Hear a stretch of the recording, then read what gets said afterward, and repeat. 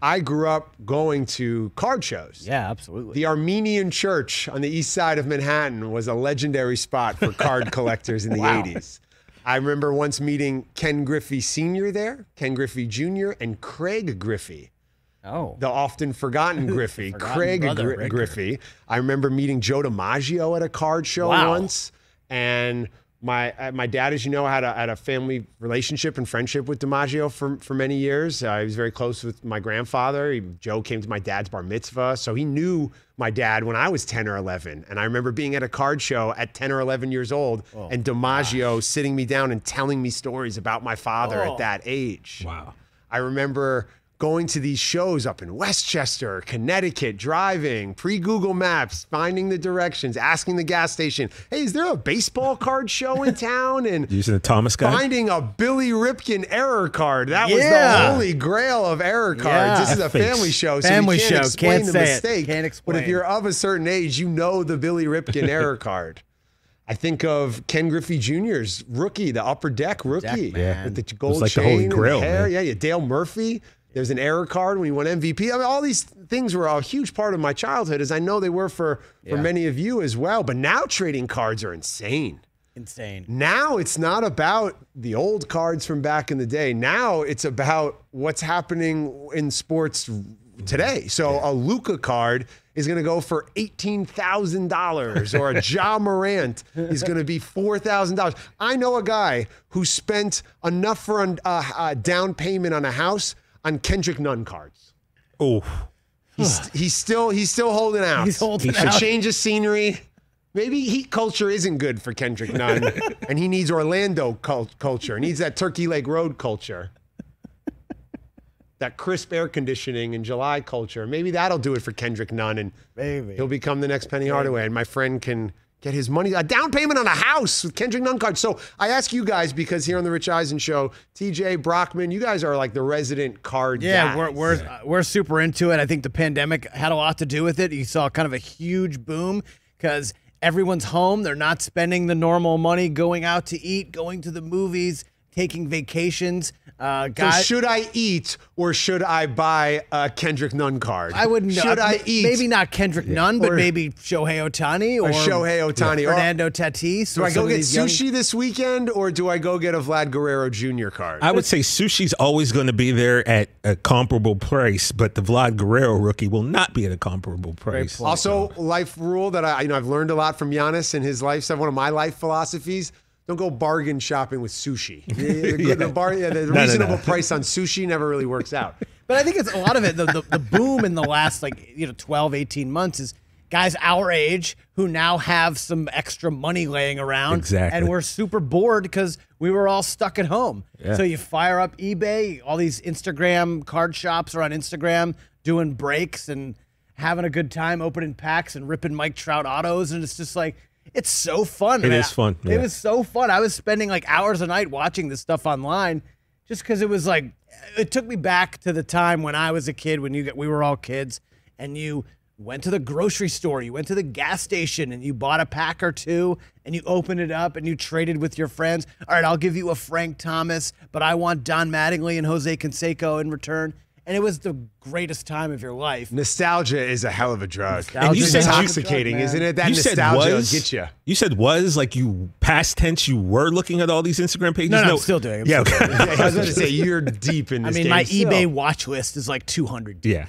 It's a phenomenon that, like you said, came out of the pandemic, came out of sitting around the house, looking in the attic, trying to come up with ways to make money, trying to be resourceful. Yeah. And like I said, nostalgia, hell of a drug. Ben Lyons in for Rich on the Rich Eisen Show. As always, you can hit us up at Rich Eisen Show. What do I do with my 460 Jose Canseco cards? When this man went for the 40-40, I was obsessed. Talk about an Avenger come to life. Yeah, or maybe a Suicide Squad member. I feel like that's probably closer. Canseco's crew of superheroes probably that closer he rolls to that. with. I mean, look, honestly, now Jose Canseco, probably not a huge market. I guess it depends what you have. You probably have the 86 Fleer. I got all of it. I got everything Canseco. I was obsessed with this guy growing up, and I can only imagine my parents he'll have this young kid. He's like, Mom, Dad, I just love Jose Canseco. Can we get the Tyson fight on pay-per-view?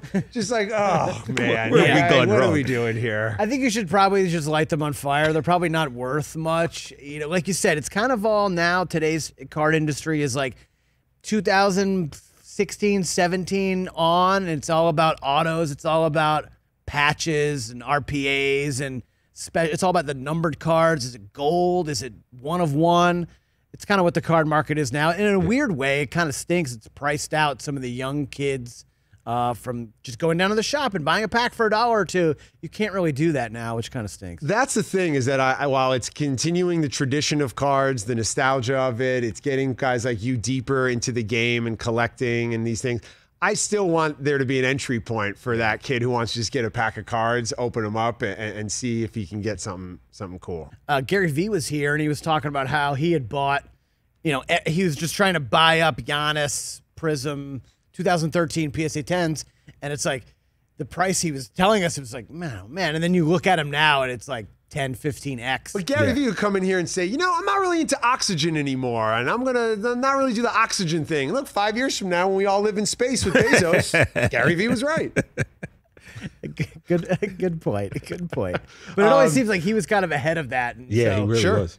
And what's amazing now, you take it a step further, the NFT market. Right. Digital collectibles, the non-fungible tokens, the idea that everything that could go wrong with your cards, you could lose them, they could get stolen, someone could throw them in the trash. Your 3-year-old cousin can ball up your 1987 Mark McGuire Olympic card. I remember the Mark McGuire Olympic card. Thanks, Daniel. Remember the I Michael know you might Jordan be at home Upper Deck watching. White Sox card, the Michael Jordan card for Upper Deck, right? So all the things that could be, you know, damaging to your cards, you lose them, but you know, they get damaged, they have water on them.